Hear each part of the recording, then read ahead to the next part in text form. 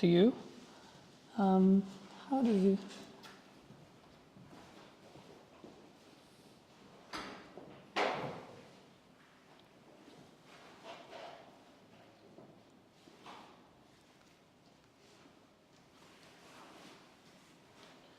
I need to set up my screens.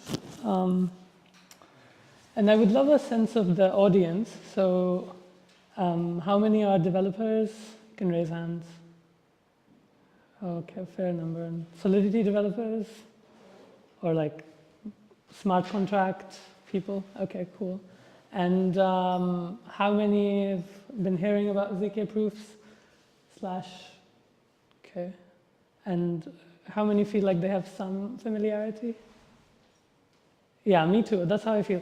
Because it's just like this very magical math. And I think most presentations of the material end up being like they analogize, and the analogies kind of, you get even more lost.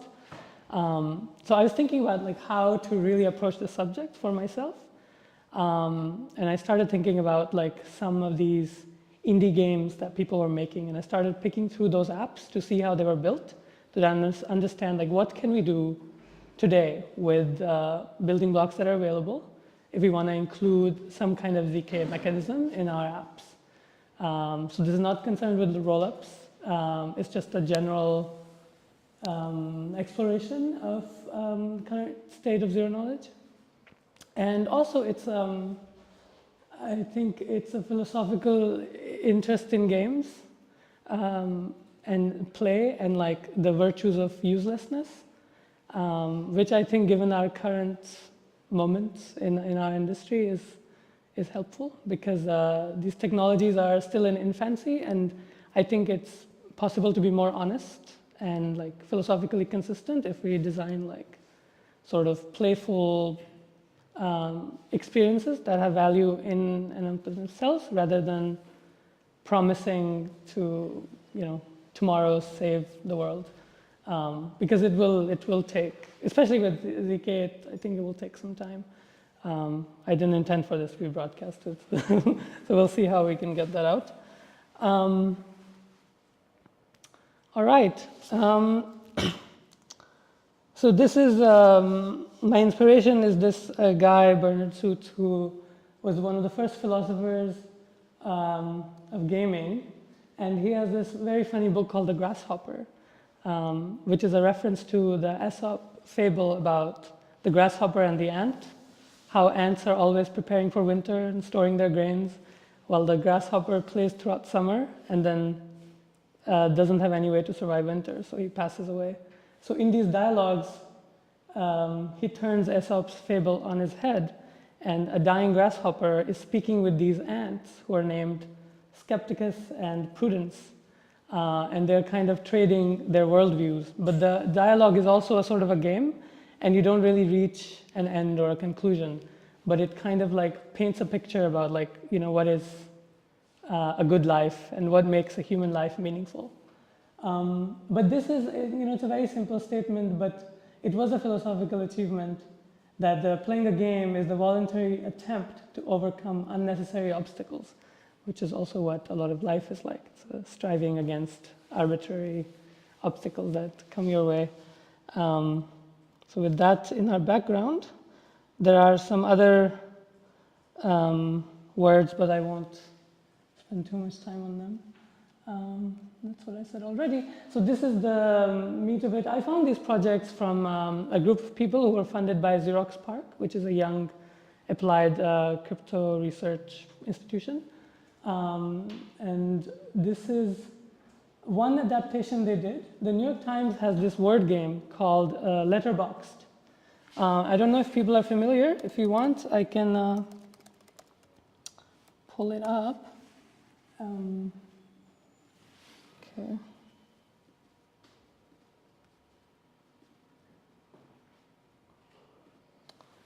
So you need to find in this box each day, you want to find 6 words. And the rules are that like you can only, they have to be from different sides of the box, the letters that form your first word. So So I can't do Gucci, but I don't know if someone can see. Delete.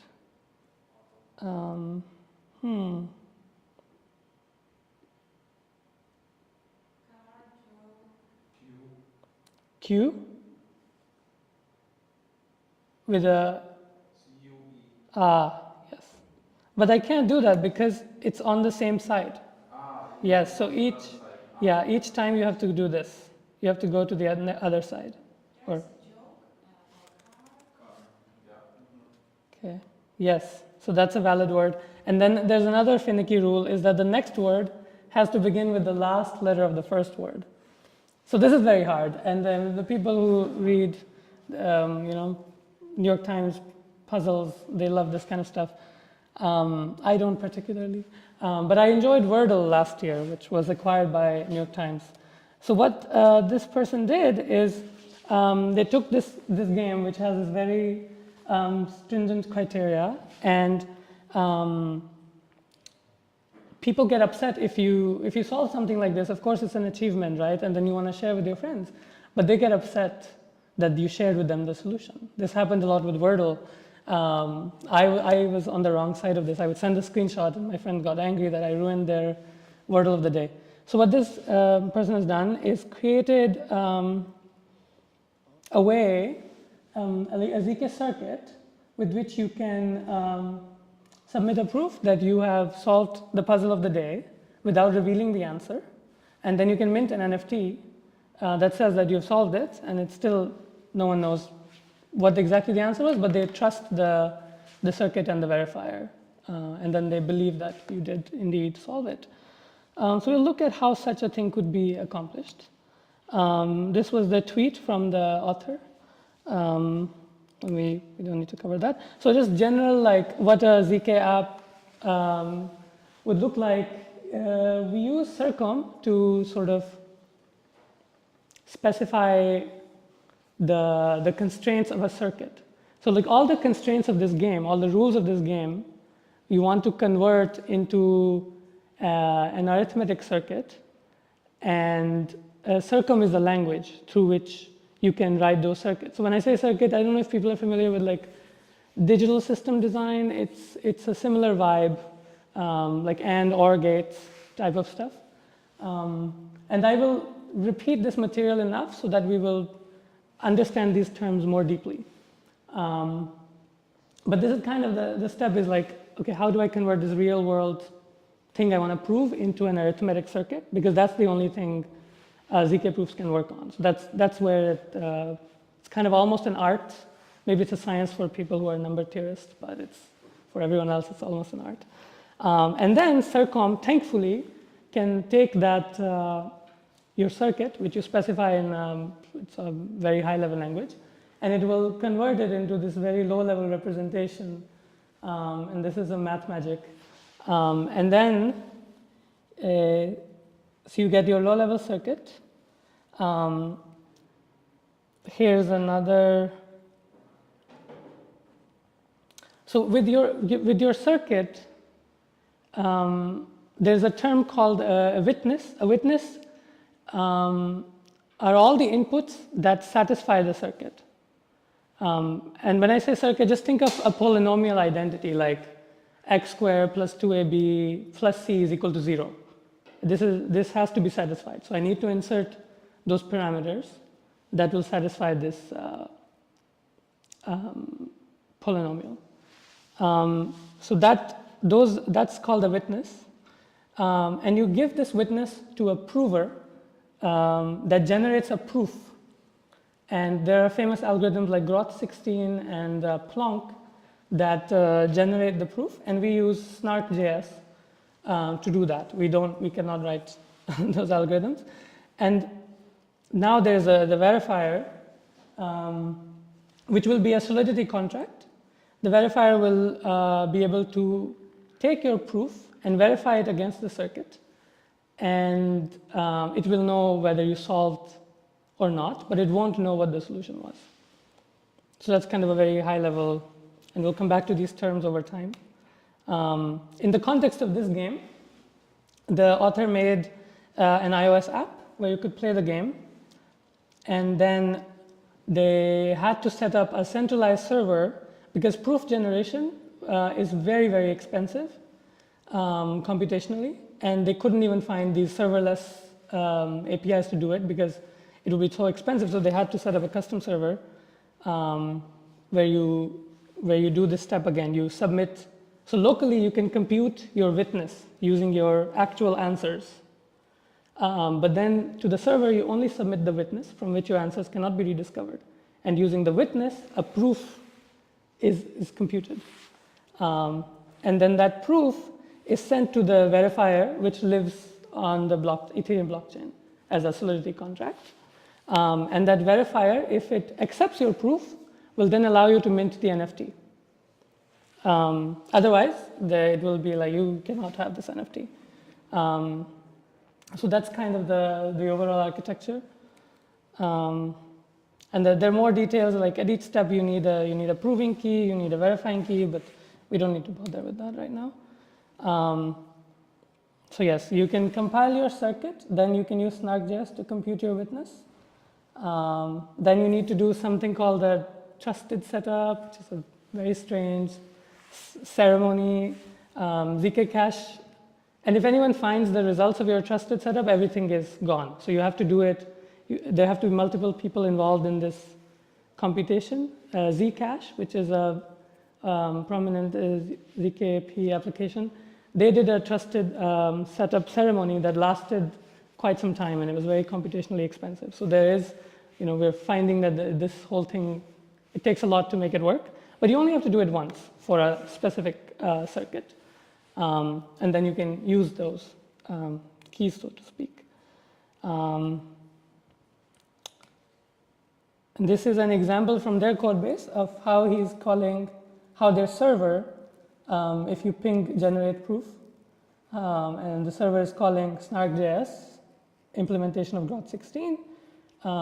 It's using the compiled circuit from Circom to then create a proof that you will later submit to your verifier.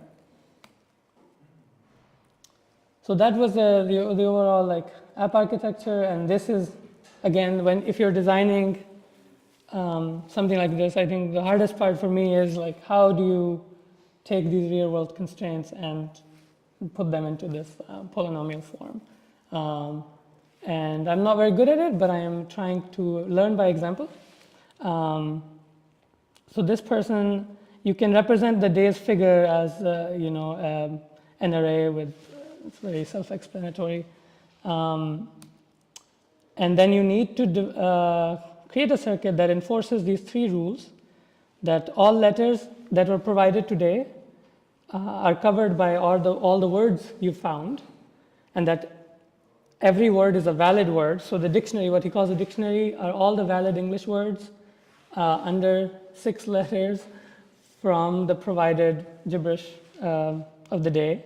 And then each one has to start with the line in the previous word.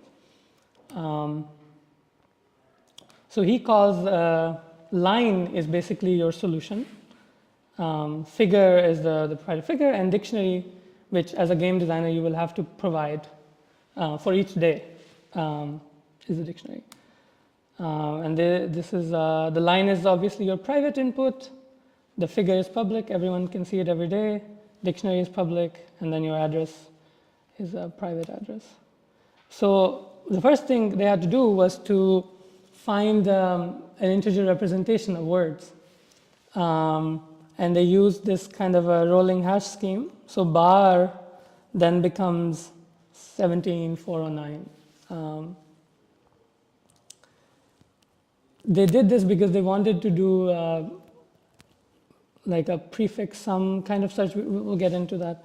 But they found this suitable representation. For the dictionary, this representation was too costly. So they find an even more compressed representation that then they have to decompress to do the search, because you need to match your line, words from your line with the valid words in the dictionary. And if people are interested, we can go back over this later. So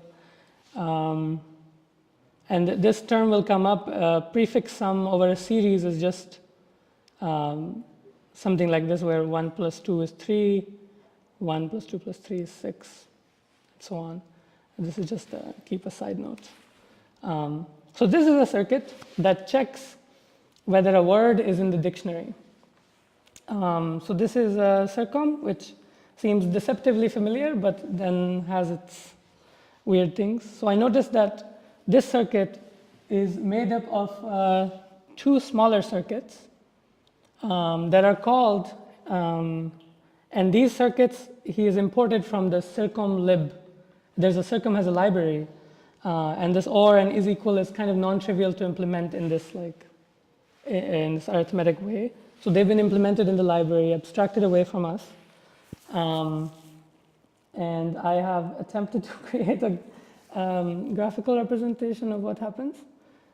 Is that for each word in the dictionary, it checks against your provided word and checks whether they're equal.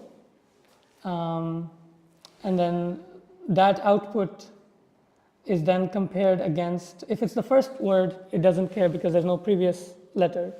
But if it's after the first word, it will compare because our solution was a line, right, with many words, and each word starts from the last one. So you need to check if the prefixes are correct. So there's this OR to do that. So this circuit is repeated for the entire length of the dictionary. So it's kind of this like parallel thing that's happening. So that gives us a taste for the kind of sort of digital circuit, arithmetic problem solving that's required. Like you had to break it down to an OR an AND gate. This is a more complicated one. And I think it's best to skip it. But this is another circuit as part of this constraint satisfaction that is checking that every letter in the figure is covered by your solution. And this is doing stuff with a lot of indices of vectors, which without visuals, I think we will be very lost.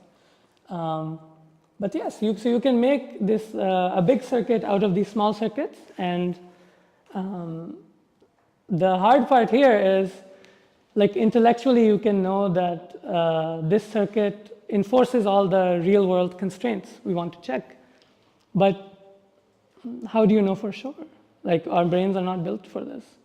So they test extensively, but even that is not enough. And I think for more sensitive applications, people are looking into formal verification, like mathematically verifying that the circuit does what it says it does, which is a whole field. And I think this is one of the big risks with this technology.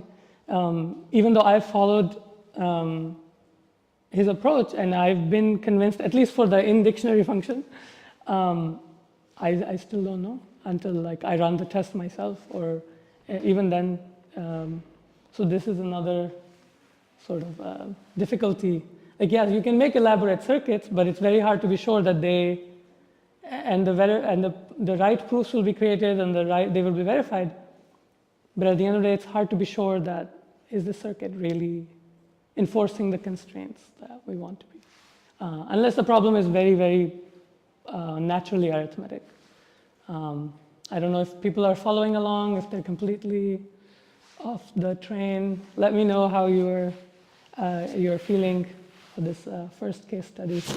And then we can go into the next one or talk about why proof generation is hard. Choose your own adventure. Yeah. Yeah, I would be really interested in some more specific numbers, if you can give an idea of how hard it is to actually compute. Yeah. Did you hear this, or should I use the mic? Yeah. So. Where the streaming, so Okay. the streamers can hear. Oh. Okay.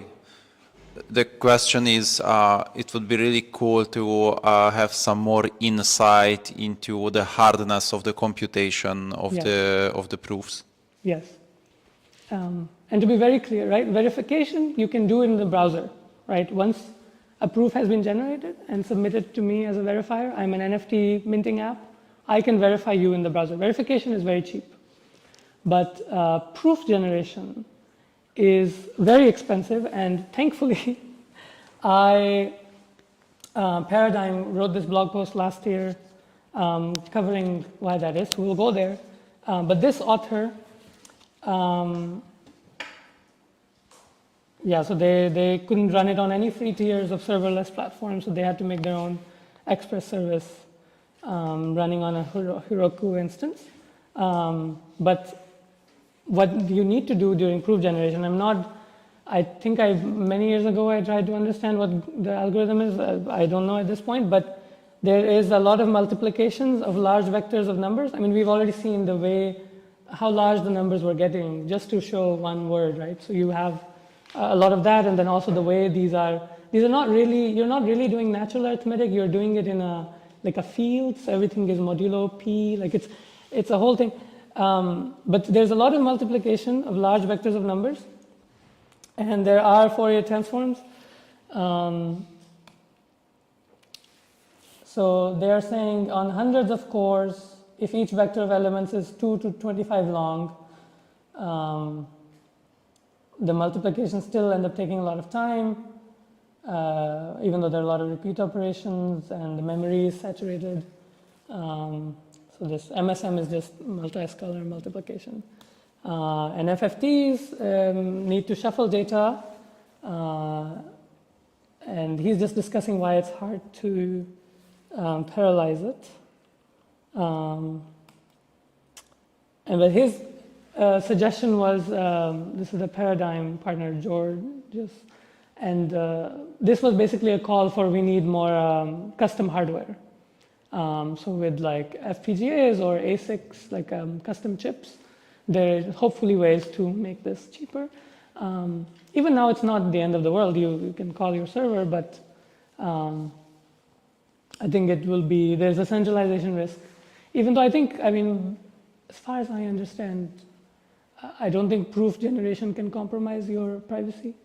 But it does matter who it is. And if you're trusting the output from a server, like I could make a dummy server, right? Anyway.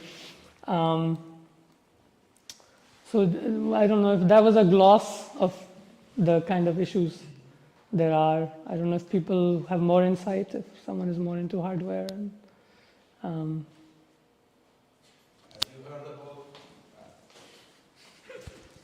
Have you heard about initiatives from CPU vendors like Intel, AMD, or are there any news like when they came out with the hardware support of AES? That was like a big thing, and everyone was, oh my God, now it's inbuilt and it's super fast to use AES from the CPU. Have you heard anything like they are planning to do something with ZK? Yeah, well, there are multiple layers to this. So on the developer side, I think you can already gain a lot if you can just program an FPGA, right? But then the issue is a lot of this ecosystem is in Rust, the circuits, the compilation of circuits, and the FPGA world is in C++. So there's like these basic lack of portals, and it is a very, not everyone knows how to build a custom FPGA. And then the same for like you can build your own custom chips. I don't know what industry players are looking at this, but I think there is also a string of startups that are interested in this. There's broadly like a bunch of hardware accelerator startups that might find a market here, but it remains to be seen. So if there are no more questions or interventions, you can critique me on my style. Because this really, I designed it for like a round table where we would talk about something. Because these are like at the frontiers of my own curiosity. And I was like, how do I understand this better? So let's find other people who care about this. And there's a conference on privacy.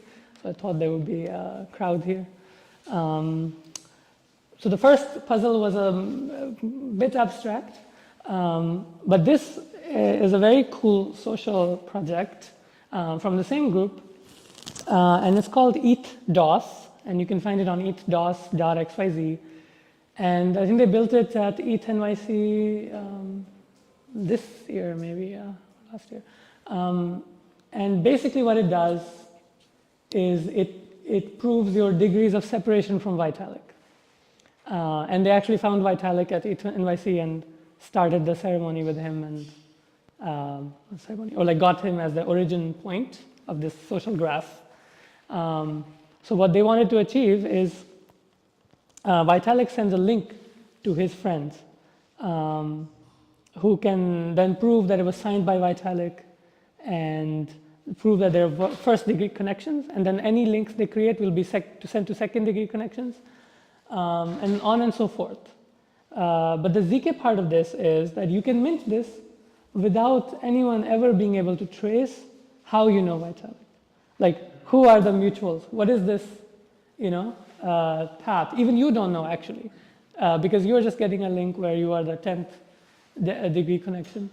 So that's an interesting, and there is room for extension. So their implementation, it's open source, but the live version is only for Vitalik, so it's EthDOS. So if you want to create something for yourself or for some famous person this is like a fun little project.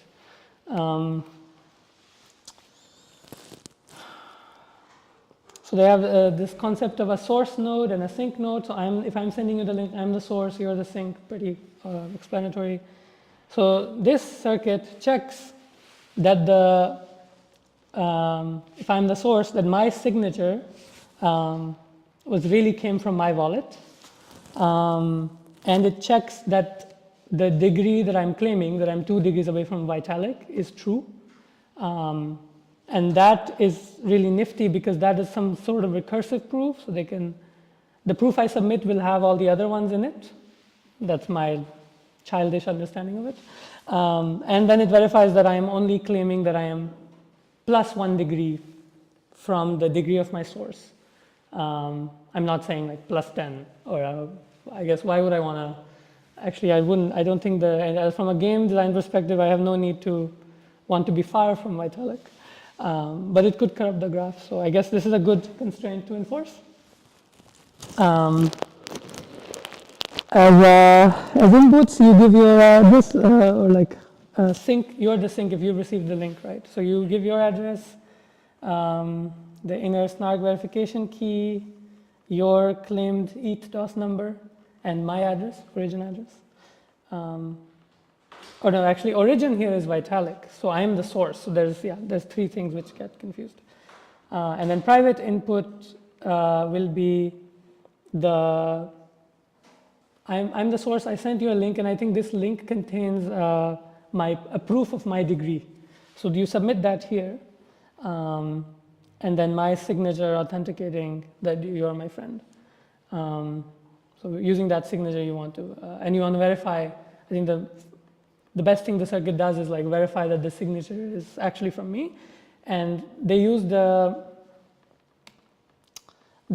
project called ZK ECDSA, which is a magical project that can confirm that the signature came from this address. It's not such a huge leap if you're familiar with like elliptic curve cryptography and how these signatures are created in the first place. There's always already this element of like obfuscation going on, right? Like you can confirm signature if you know my public key, and you never know my private key, obviously. So thankfully, a group funded by the same research program created a module called ZK EthDOS, which and they have an extension of this also called ZK pairing. So they use that to verify the signature, and the degree was verified recursively, and then +1. I didn't get into the nitty-gritty of this one. I think it's less. I think it's more obvious than the first one. So it is worth, you can check the code and see how they called these other modules. But the circuit itself, I think even the circuit was used, even the verifier solidity contract was built by someone else. So they use a bunch of these primitives to create this very fun social application. And it was the most inspiring thing that I'd seen of like how to use ZK proofs to kind of create an interesting social experience. So it's been 40 minutes. But yeah, these are like 2 case studies that caught my fancy. And one of them does call for an extension. And personally, I'm also thinking about what kind of games will lend to these constraints. And I'll be working on some of those over the coming months. So if you want to reach out and jam, I'll give you my email. But yeah, let me know if you have any questions or general thoughts about games, your experience with gaming.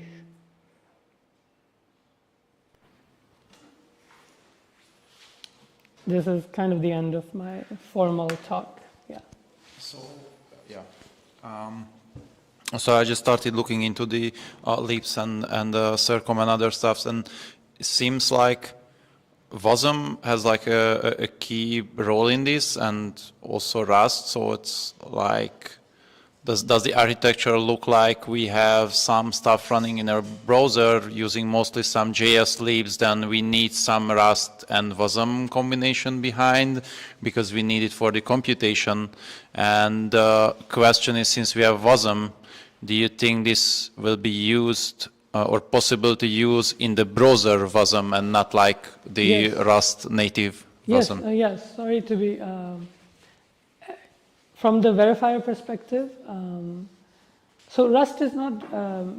That only comes into play if you're trying to sort of build a custom FPGA, right?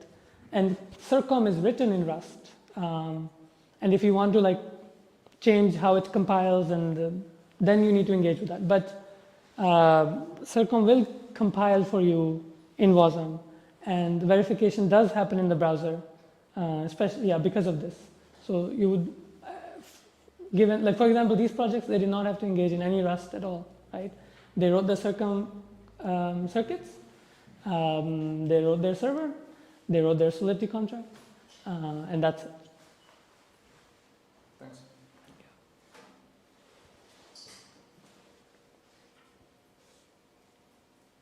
I'd be curious to hear what people are working on, or what kind of interests them about.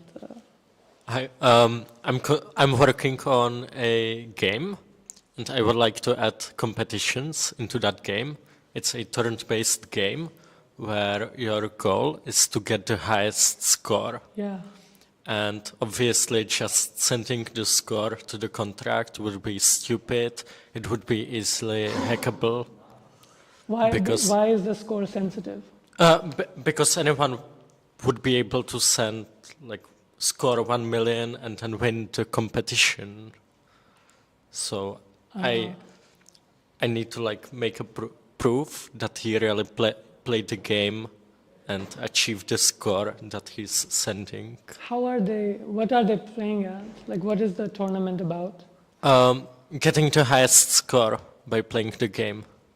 What is the game? It's a logical turn-based game. Oh, like something like, I don't know, Candy Crush or 2048. I see.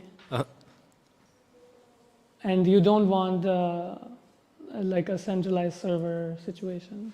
Yeah, probably. But if you don't need to hide anything, you could still just have a Solidity contract, right? Like that. But then you're limited by what kind of game it is, because on-chain games are very. That's another topic, but they are. No, it's like an offline game. Yeah. But then, when you, for example, come home and are on a Wi-Fi. Right, and you don't want to share your solution because it's a logic game. Yeah, exactly. Okay, got it. Okay, yeah, okay. Yeah, that lends itself very well to this, right? If you can figure out how to represent it with AND OR gates. Great. I can show you the game later and we can talk about it. Yeah. Okay, thank you. Awesome.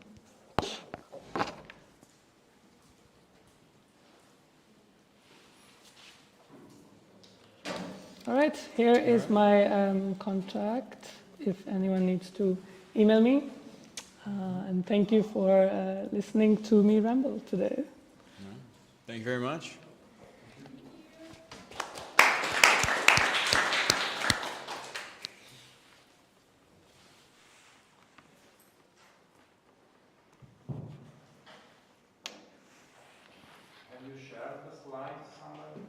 I haven't, but I can, yes. This deck was very hastily made, but I can definitely, since yeah, you need links.